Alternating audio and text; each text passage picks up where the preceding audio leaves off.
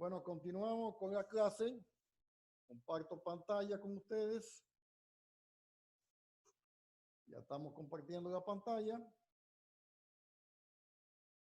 Y habíamos visto el tema de las velocidades de 3 posiciones a 40 grados, a 0 grados y a 90 grados. ¿Cuáles son las conclusiones fundamentales? 1, a 40 grados, el mecanismo tiene velocidades, aceleraciones, todo tal como se encuentra aquí. Este es el polígono de velocidades que encontramos gráficamente. La velocidad de BC se mide el valor en el dibujo, se multiplica por el factor de escala. Encontramos la velocidad del pistón, CAX, lo multiplicamos por el factor de escala. Encontramos la velocidad del centro de masa del cuerpo 2, que está en rojo. Se midió, se multiplicó por el factor de escala, la velocidad del centro de masa del cuerpo 1. Y tenemos todas estas velocidades, una que se calcularon gráficamente y otra numéricamente, y se tuvieron sus valores reales para esa posición. También hallamos la velocidad angular del cuerpo, BC, a partir de dividir la velocidad de BC real entre la longitud BC real para 40 grados de posición, y nos dio un número. Ahora, cuando el pistón, ese es para 40 grados, tiene de todo. Cuando el pistón tiene la posición en rojo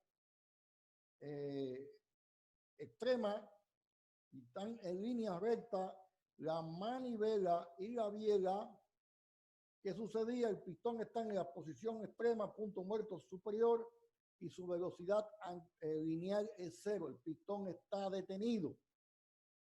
Y entonces ahí la velocidad de la biela es igual a la de ¿quién? A la de la manivela en el punto C. De forma que teníamos entonces en el punto C, como explicamos, que se me metió una interrupción. De esa manera,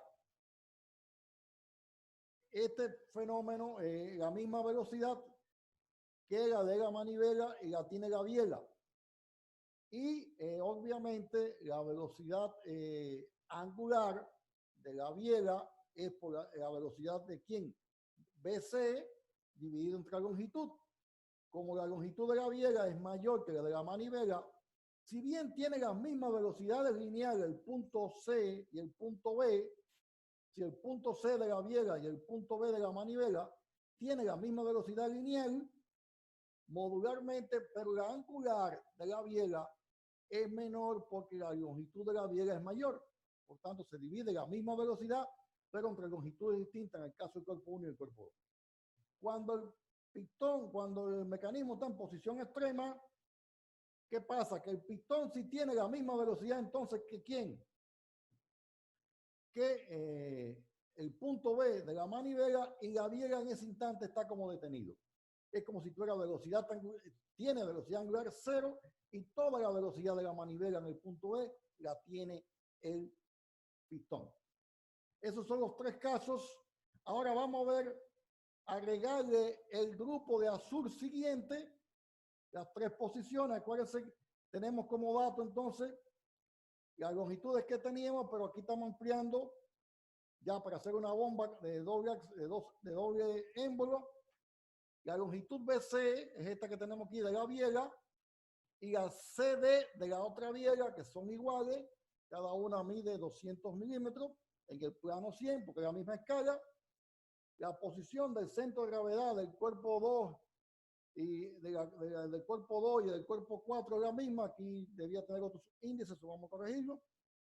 Y la distancia, que ustedes no me han preguntado, que ese dato faltó en el proyecto, la distancia L1 por donde se mueve el segundo pistón, vamos a tomarla todo como 1,15 la suma de AB más BC.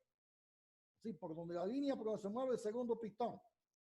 AB real mide 80 y en el dibujo y BC 200, por tanto, sería multiplicar de formas reales 80 más 200, 280. Ese 280 se multiplica por 1,15 y da un poquito más. Ahora, ya en el dibujo, perdón, lo estoy multiplicando aquí por 1,1, me quedó un rezago de 1,15, 1,1. 1,1 multiplicado aquí la suma de 40 más 100. 40 más 100 son 140 por 1,1 nos dio 1,54. Por tanto, desde el eje de rotación de la manivela a la línea por donde se mueve el segundo pistón hay 154 milímetros. ¿Cómo lo obtuve? Multiplicando 1,1 por la suma de AB más BC. Vamos a hacer los planos de posiciones. Para la posición extrema, tomando la medida de quién, de la biela en el dibujo, la biela CD, que mide también 100 milímetros en el dibujo, hasta que corte la línea por donde se mueve el pistón.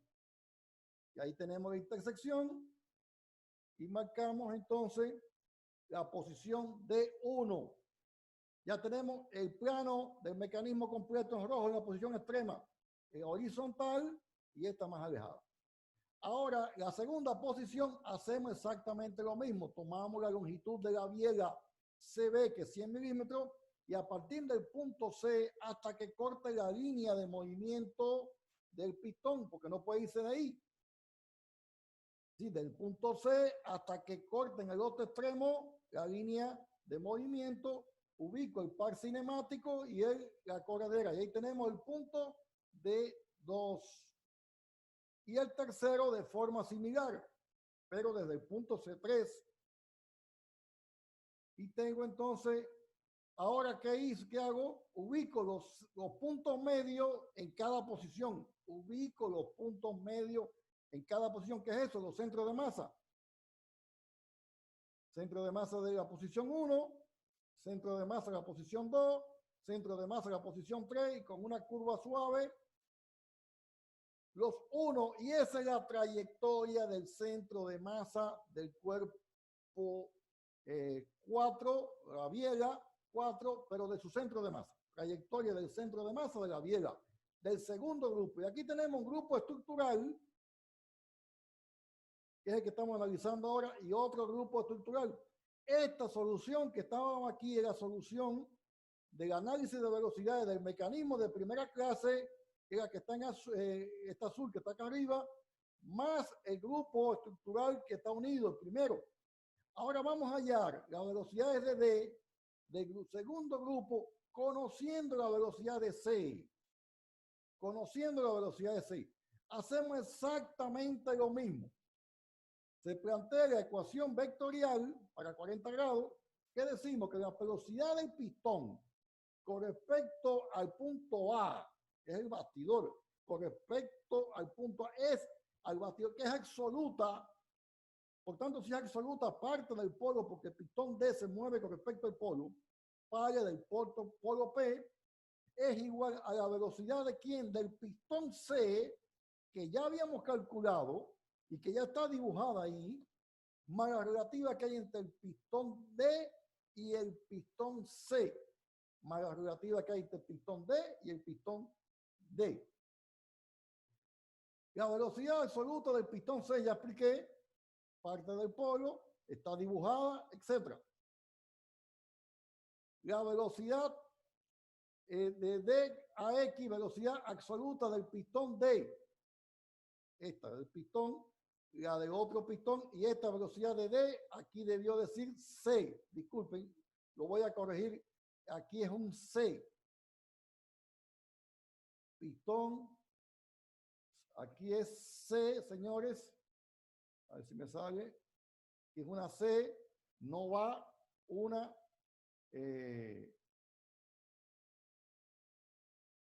esa medida no va ahí, esa letra. Aquí es C. Por tanto, tacho, y ahí va C. Luego, teniendo en cuenta eso, esta velocidad del pistón el pistón C se mueve verticalmente, el pistón D se mueve verticalmente, parte del polo, y el pistón C se mueve horizontalmente. Ya tenemos aquí pistón C horizontalmente, ya lo calculamos. Pistón D se mueve verticalmente y partiendo del polo. Por tanto, del pistón D conozco que es absoluto su movimiento, parte del polo. Y segundo, que es vertical su movimiento, paralelo al movimiento del pistón. La otra parte del problema sería, aquí ya lo trazamos, como lo ven aquí la línea del movimiento del pistón. Ahora, el movimiento de D con respecto a C, que aquí sí está bien, de D con respecto a C, es decir, del pistón D con respecto al pistón C, es la velocidad relativa de D con respecto a C, y es perpendicular, siempre las relativas son perpendiculares a CD. Y lo ven, esta línea es perpendicular a CD. Por tanto, aquí tenemos que dice la ecuación que la velocidad del pistón C más la relativa de C con respecto a D o de D con respecto a C es igual a la del pistón D. Uniendo con los vectores, tenemos entonces ya punto D, velocidad de D con respecto, decimos aquí de D, aquí no es D con respecto a, disculpen, es D con respecto a C, la velocidad del centro de masa que está en el punto medio por las mismas condiciones que hablamos. Bien, entonces, ¿qué tenemos en el polígono? La velocidad del pistón C, que ya habíamos calculado, la velocidad relativa entre el pistón C y el D, por eso puse el punto D, que es perpendicular a CD. Cuando se cortó con la línea por donde se mueve el pistón, tengo el punto D, que significa la posición de D con respecto al polo, de D con respecto a A, fijo, y ya, ¿qué hacemos? Medimos la velocidad de DC, la velocidad de DC, este C, lo que va aquí, por favor, velocidad aquí este es C, velocidad de DC, y luego tenemos entonces que la velocidad, desde donde se cortan las dos, es la velocidad del pistón. Por tanto, mido la velocidad del pistón PD, multiplico por el mismo factor de escala, mido la velocidad CD, multiplico por el mismo factor de escala. El centro de masa está en la mitad de CD por las mismas condiciones que dijimos ahorita. Hay una equivalencia geométrica entre el punto D, C y el bastidor del mecanismo con el esquema de velocidades porque tienen dos lados mutuamente perpendiculares. CD es perpendicular a CD y la otra velocidad CPBC es perpendicular a el otro elemento. Y también esta línea PC es perpendicular a la línea horizontal. De manera que son semejantes, por tanto, el centro de masa que está ubicado por equivalencia en el punto medio, uniendo esto, el punto del centro con el punto medio, tengo la velocidad del centro de masa, este que tenemos aquí. ¿Para qué posición? Para la posición cualquiera, en este caso estamos estudiando 40 grados. Mido esos vectores en el dibujo, los multiplico por el factor de escala y obtengo el valor real de las velocidades de quién, del pistón, de la biela CB y del centro de masa del cuerpo 4. Ahora, me falta ya la velocidad angular. ¿De quién? De la biela de la DC. Como calculé aquí a la velocidad DC, como la calculé, la multipliqué por el factor de carga, tengo su valor real, la divido entre el valor real de la longitud de la biela y me da omega, igual que siempre. La velocidad relativa que está involucrada con la distancia que está involucrada me da la velocidad relativa. Y obtenemos el valor de la velocidad relativa. ¿Y cómo obtengo su sentido? Muy sencillo. Traslado el vector velocidad relativa al punto D, porque estamos hablando de DC, y veo el momento que me causa con respecto a C, porque es de CD en el punto D con respecto a C. ¿Qué momento causa? Hacia abajo. Disculpen.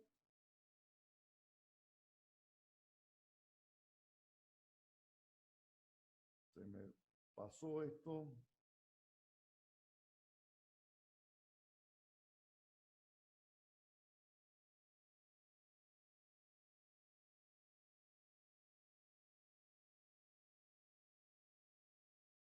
¿Qué momento causa? Bueno, ya dijimos, esto lo vimos ya.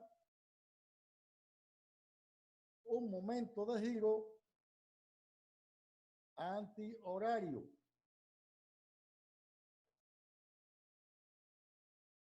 Ya con esto resolvemos el problema. ¿Qué nos faltaría? Para las posiciones extremas, aquí está saeta, debí ponerla donde está en negro, pero es exactamente lo mismo. Es perpendicular a DC en negro. ¿Qué nos faltaría? Allá para posiciones extremas. A ver, para posición extrema en rojo, ¿cuánto vale la velocidad de C? Es 0. Por tanto, ¿cuánto vale la velocidad del pistón? Cuando usted va a poner una línea perpendicular a CD que pase por extrema de una que es 0, es 0. Por tanto, la velocidad del pistón a 0 grados es 0. Los dos pistones están detenidos.